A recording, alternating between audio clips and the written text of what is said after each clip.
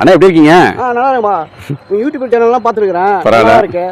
இந்த நல்லா இருக்கிறவங்க மேலே விமர்சனம் வைக்கிறாங்க, அவங்களை காயப்படுத்துறாங்க. அதை பற்றி ஒரு கருத்து சொல்லுங்களா?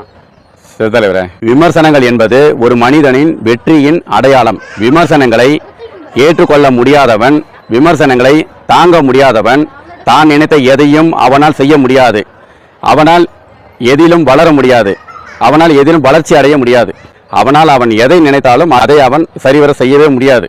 விமர்சனங்களை உரமாக்கு, அதில் உன் வெற்றியின் பாதையால் நீ வீர நடை போடு.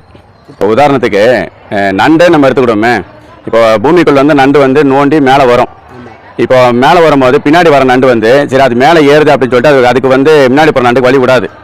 முன்னாடி போகிற நண்டு என்ன பண்ணனாக்கா பின்னாடி உள்ள நண்டு காலை பிடிச்சி இழுத்து அது உள்ள தள்ள தான் பார்க்கும், கீழே தான் இழுத்து விடும். அதுக்கப்புறம் கடைசி வரைக்கும் அந்த நண்டை மேலே ஏறவே விடாது. இதுவும் பின்னாடி போகிற நண்டை ஏறாது. இதுதான் ஒரு சாதாரண உயிரினங்கள்கிட்டே இருக்குது. அதே மாதிரி தான் இப்போ மனுஷனே எடுத்துக்கிட்டோம். ஒரு 50 பேர் இருக்கிறான்னு வச்சோங்களேன்.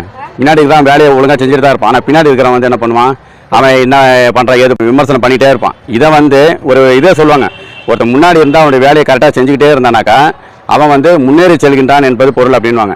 இப்போ இவன் பின்னாடி இருக்கிற எதனா குறை சொல்கிறான்னு சொல்லிட்டு நம்ம போய் அவனை எதுக்குடா இந்த மாதிரி என்னை பற்றி குறை சொல்கிற அப்படின்னு சொல்லி நீ அவங்ககிட்ட பேச போனீங்கன்னா அதுலேயே உன்னுடைய நேரமும் காலமும் வீணாயிடும். அதனால தான் சொல்கிறது என்னன்னாக்கா, விவாதம் வந்து விவேகமற்றது, விவாதத்தை தவிர்ப்போம், விவேகத்தை வளர்ப்போம் அப்படின்றது.